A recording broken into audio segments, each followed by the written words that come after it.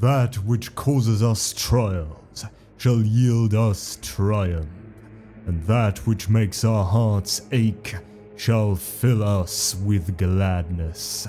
For the only true happiness is to learn, to advance, and to improve. None of this could happen without rejecting error, ignorance, and imperfection. We must pass out of the darkness to reach the light. From Fulgrim. Fulgrim, also known in the time before the Horus Heresy as the Phoenician, is the Primarch of the Emperor's Children Traitor Legion. He possessed silvery white hair and was quite vainglorious, as his entire life was dedicated to the pursuit of perfection in all things, physical, mental, and spiritual.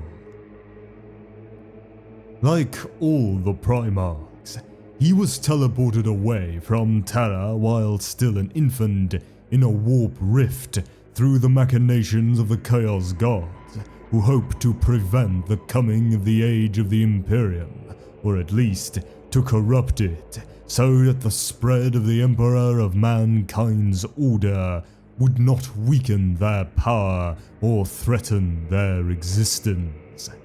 After being snatched from the Emperor's gene laboratory deep beneath the Himalayan mountains on Terra, Fulgrim's gestation capsule came to rest on a resource-poor mining world known as Chemos. Chemos was a bleak, unforgiving planet, warmed by a small binary star and surrounded by a thick nebular dust cloud. The result was a world that was a place forever shrouded in perpetual twilight.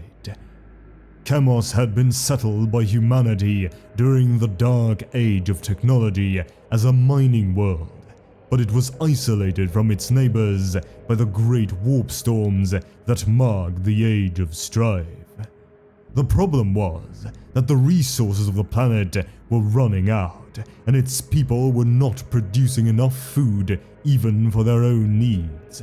Eventually, it fell to a group of fortress factories to produce all the needed resources. The entirety of the Chemosian people had to work every hour of the local day, maintaining the vapor mines and synthesizers. Recreation, art, and leisure were sacrificed for survival. Chemos was dependent upon interstellar commerce for the provision of food, but the world was continuously buffeted by warp storms that made it difficult for traders to reach the planet, thus condemning the Chemosians to a slow death. Despite their attempts to impose strict food rationing and improvise other solutions for providing nutrients.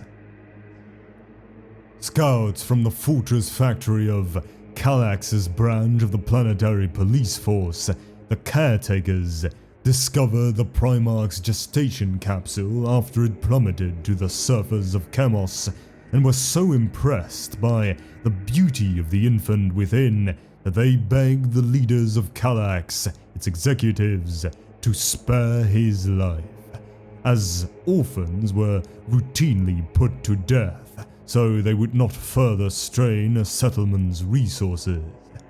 Fulgrim was spared and given into the hands of one of his rescuers, a member of the Caretakers, to raise as his own child. Named after an ancient deity of the Chemosian people, Fulgrim, in time, became a new legend to the people of that suffering world. At half the age at which most of the other people of Kallax went to work in the vapor mines and synthesizers, he proved able to fulfill all the obligations of an adult laborer. He came to understand the ramshackle Chemosian mining technology with an intuitive ease that allowed him to begin to modify it with his extraordinary technical acumen, dramatically increasing its efficiency. By the time he was only 15 Terran years of age, he had risen from the rank of a simple laborer to become one of the executives who governed the fortress factory of Kallax. As a leader, Fulgrim learned of the terrible plight that faced Kallax and all the other settlements of Chemos as their technology and population gradually declined in the face of their resource shortages.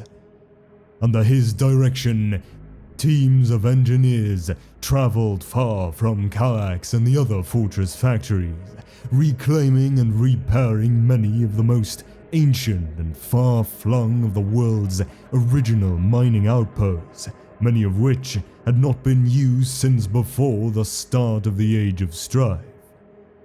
Mining production skyrocketed, and as resources began to pour in large amounts into the treasuries of the fortress factories of Chemos for the first time in millennia, Fulgrim supervised the construction of even more sophisticated and efficient extraction machinery.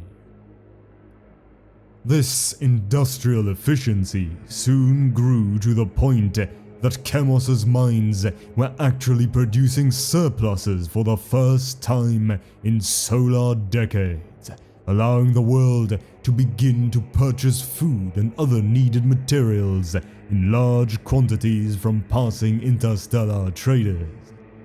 Fulgrim, now the recognized planetary leader, fostered the re-emergence of Chemosian art and culture, important aspects of human life that had long been sacrificed to Chemos's resource shortage and need for constant labor.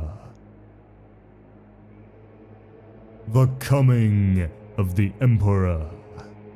Not long after this great triumph, the world's isolation finally came to an end in 830 M30. From the perpetually twilit sky emerged a flight of Stormbird dropships, heavily armored and battle-scarred and bearing the Imperial Aquila, the badge of the Emperor of mankind. When he learned of the Aquila, Fulgrim found his memories stirred. Chemos had no real military forces, but the Stormbird's landing zone had been surrounded by the caretakers, the planetary police force of the fortress factories. Fulgrim ordered them to welcome the strangers and take them to meet with him in Kallax. In his private quarters, he met with the heavily armored warriors from the stars, men who represented a true civilization that possessed all the culture and refinement that he longed to return to his homeworld. From amongst the Astartes stepped the shining figure of the Emperor, and with one look upon him, Fulgrim said nothing, and simply dropped to his knees before his Gene Father and offered his sword in service. He swore from that moment forward to serve the Emperor and the needs of the Imperium of Man with all his heart. The Emperor told his son of Terra and of the Great Crusade he had initiated to reunite all the scattered worlds of mankind beneath a single rule, so that humanity would no longer face possible extinction at the hands of the galaxy's hostile forces and could claim its rightful place as the dominant intelligent species in the Milky Way. Fulgrim returned to Terra with the Emperor to meet the Third Legion of Space Marines that had been created from his own genome. But he learned to his horror that an accident had destroyed the majority of the gene seed that had been cultivated from his DNA to implant the Astartes of the Third Legion, and that without their Primarch, replacing it had proven to be a slow and laborious process.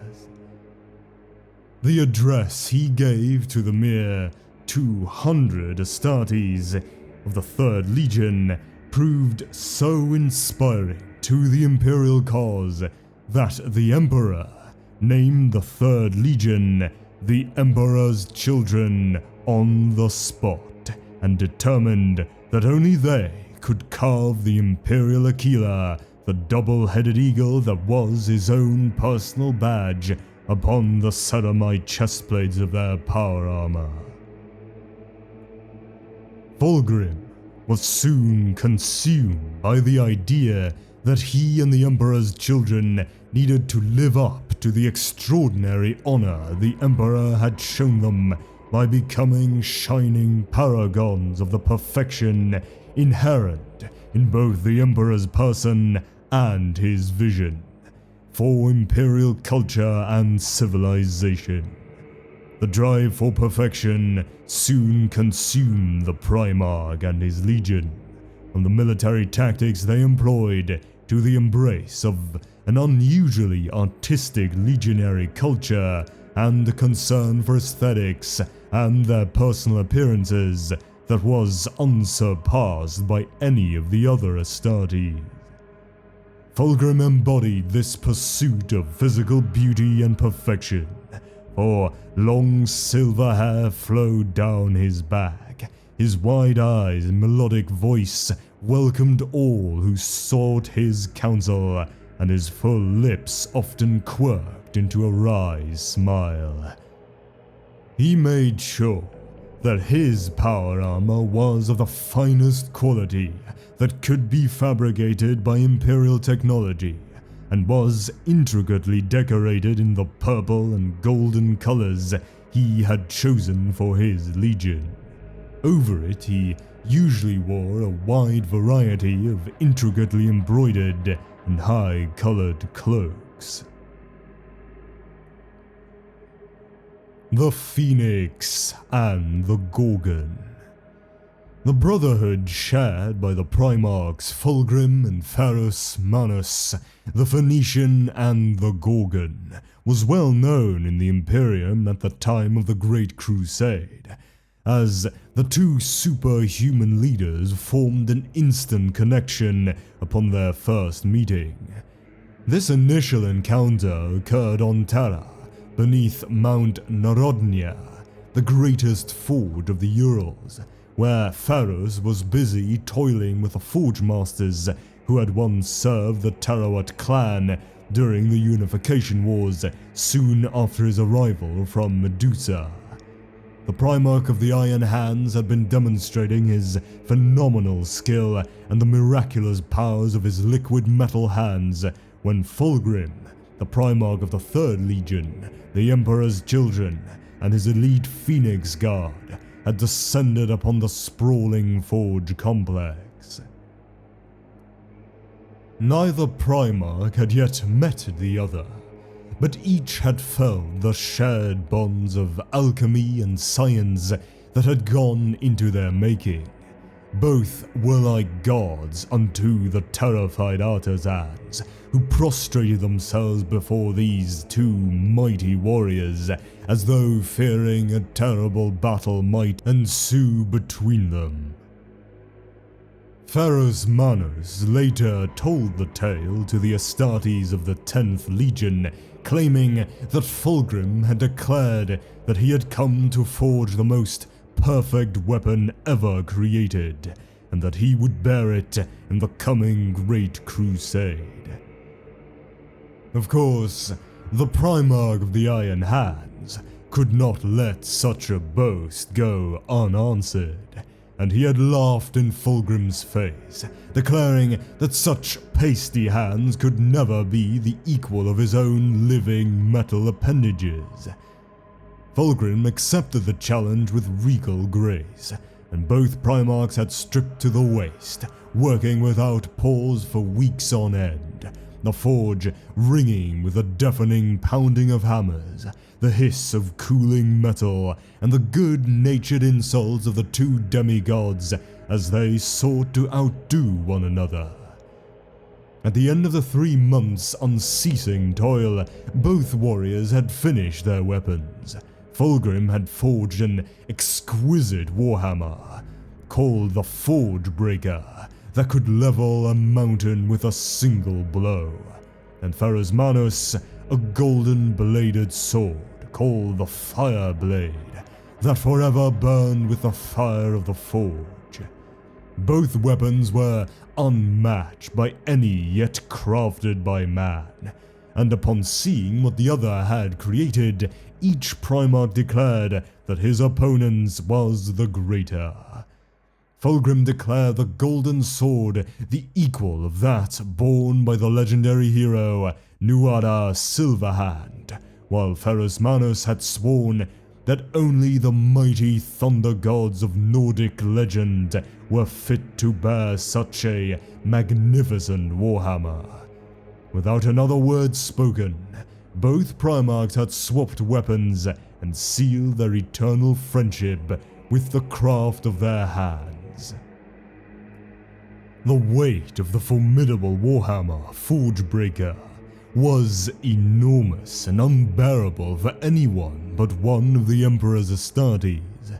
Its heart was the color of ebony, elaborately worked with threads of gold and silver that formed the shape of a lightning bolt, and the head was carved into the shape of a mighty eagle, its barbed beak forming the striking face and its tapered wings the claws. Anyone who looked upon it could feel the power radiating from within it and know instinctively that more than just skill had gone into its forging.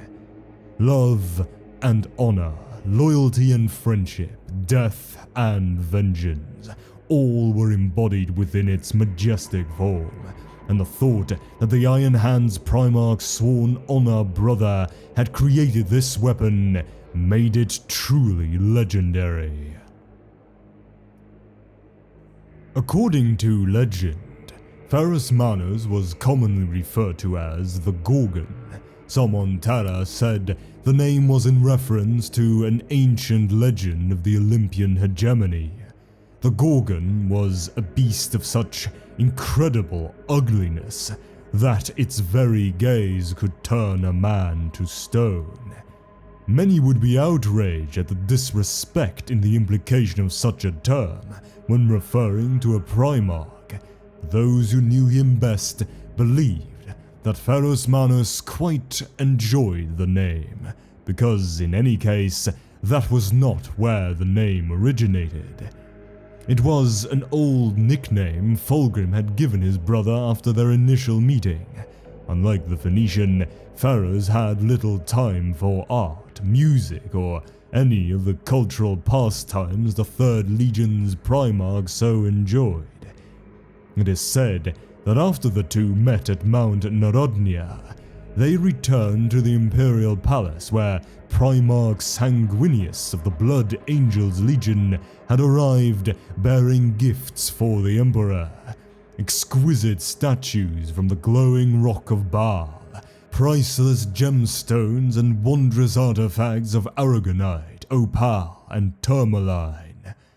The Lord of the Blood Angels had brought enough to fill a dozen wings of the palace with the greatest wonders imaginable. Of course, Fulgrim was enthralled, finding that another of his brothers shared his love of such incredible beauty. But Pharos was unimpressed, and said that such things were a waste of their time when there was a galaxy to win back. Fulgrim laughed, and declared Pharos a terrible Gorgon, saying that if the Primarchs did not value beauty, then they would never appreciate the stars they were to win back for their father. After that time, the name stuck, and forever after, Pharasmanos was often referred to as the Gorgon. The Great Crusade. My brothers, leave behind the betrayal of worlds broken to the wheel, scars of fire and blood carved across the face of the galaxy. I know that there is a better way, a more efficient way, and together, you and I will prove it. We will bring Bizas into compliance, but not through fire and blood. 6 blades, and 6 blades alone will I carry into this battle. From Primarch Fulgrim. Fulgrim was anxious from the start to make a substantial contribution to the Great Crusade, like all of his brother Primarchs, but the small size of his legion meant that the Emperor's children were at first placed under the command of the Primarch Horus, and were assigned to fight alongside his Lunar Wolves Legion.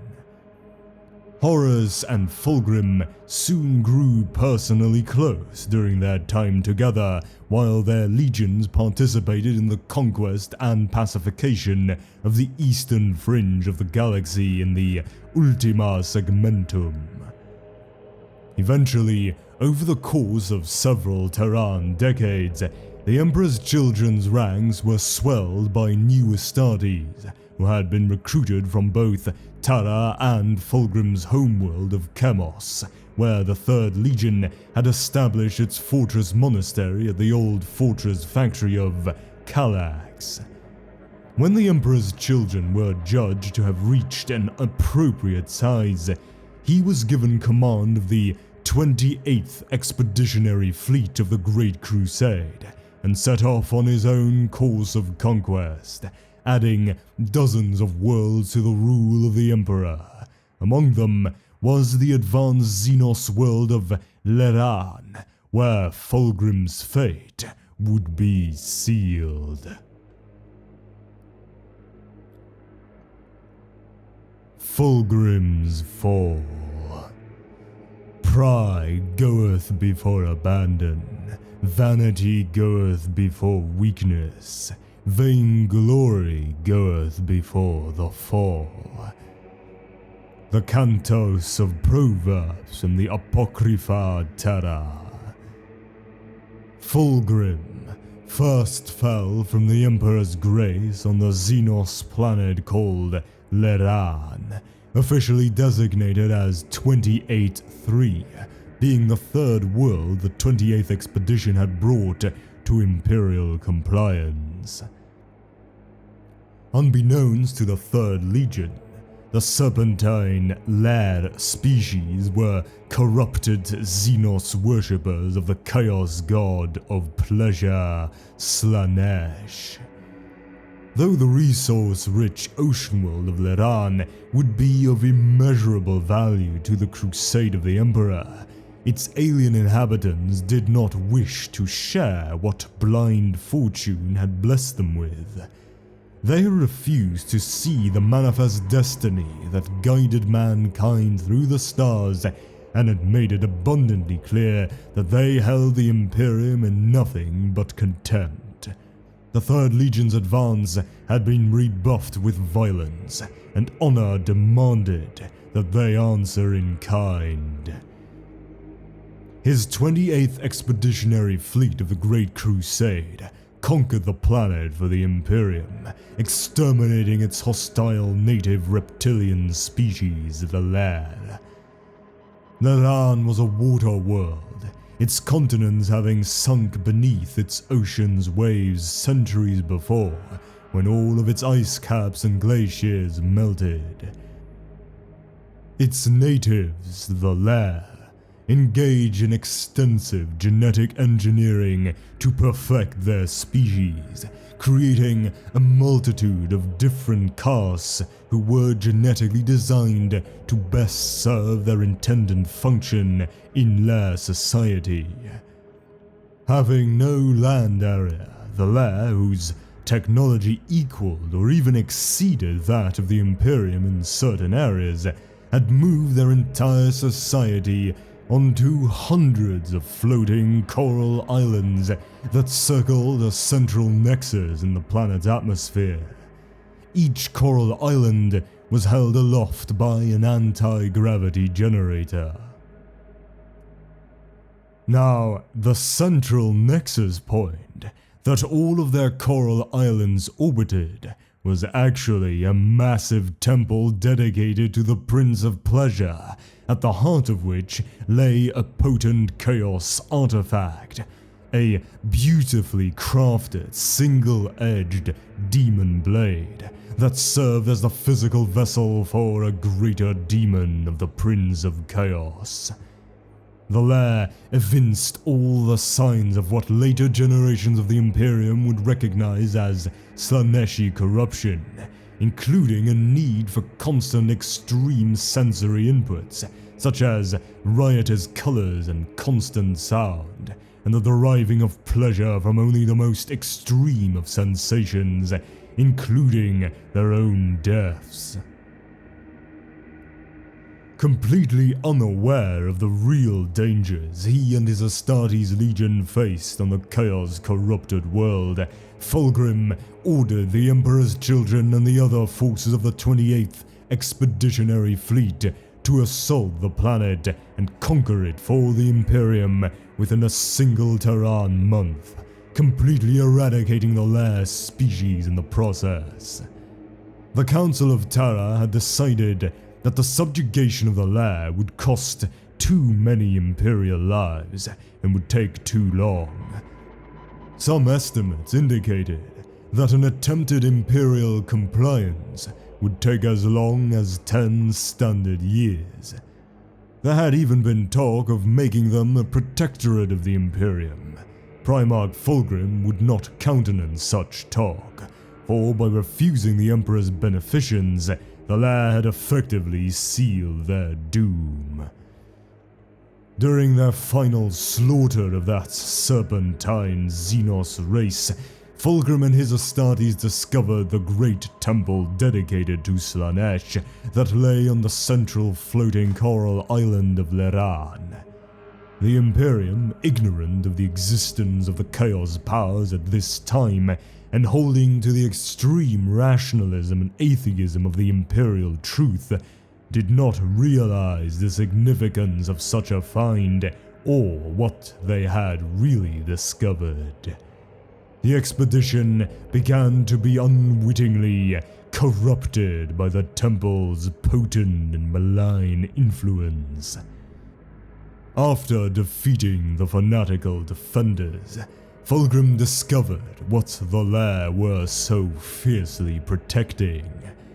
At the center of the chamber was a circular block of veined black stone, and embedded within was a tall silver sword with a gently curved blade and a crude amethyst gem set in the pommel.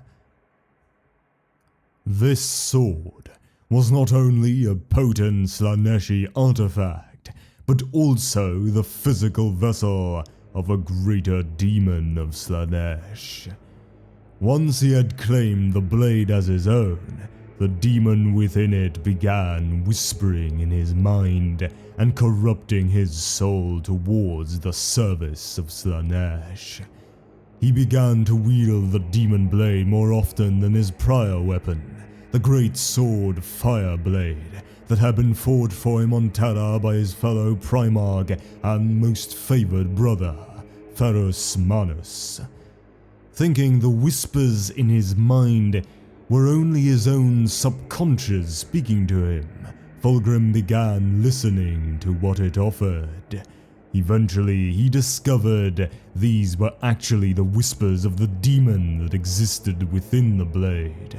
After a lot of persuasion from his brother Horus, himself already corrupted by the ruiner's powers after his injury on the moon of Davin, Fulgrim gave himself over to chaos and found his particular patron in the Prince of Pleasure, who offered him a route to the ultimate perfection he so craved for himself and his Astartes, free of all morality and dependent upon the pursuit of ultimate self-obsession. The Diasporex Persecution.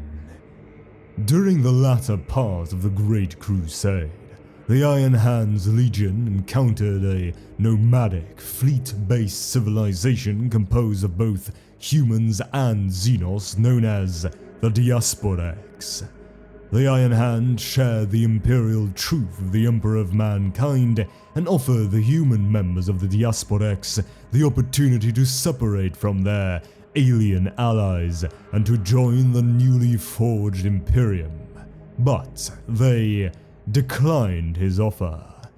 Their offer rejected, the Iron Hands passed judgment, and in the following months, their fleet attempted to annihilate the Diasporex, but they proved to be highly skilled and experienced in the realm of naval warfare, and managed to easily evade crucial battles, and even to severely damage the Iron Hands strike cruiser Fulgrim.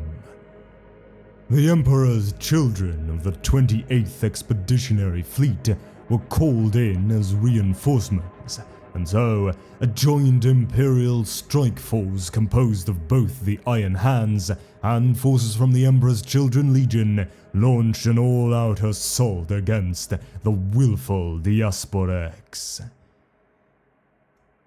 Though the Diasporex knew that a powerful fleet of warships was hunting them and sought their destruction, they refused to leave the sector and move on to someplace safer. The Iron Hands scout ships soon discovered the truth. The Diasporex used hidden solar collector arrays to collect fuel for their vessels from a star. This was the reason why the Diasporex remained within the sector. Attacking these vital fuel stations, the two Imperial expeditionary fleets drew them out into open battle, as the human-alien alliance sought to avoid utter annihilation at the Imperial's hands. During the massive naval battle that ensued, Fulgrim's personal gunship, the Firebird, came under heavy attack and soon found itself in trouble. Rushing to his brother's side, Ferus Manus' flagship, the battle barge Fist of Iron, came to his rescue. To restore his wounded pride, Fulgrim led a brief shipboarding action, where his Emperor's children wreaked bloody havoc. But ultimate victory was robbed from him when the enemy ship's bridge was taken by one of his subordinate commanders.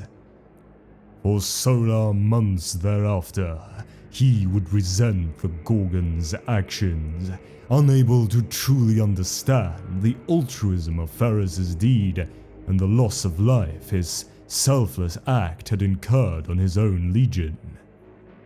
Under the malignant influence of the demon-possessed lair blade that he wore at all times, Fulgrim could only see self-aggrandizement in his brother's action, instead of the heroic deed it had truly been.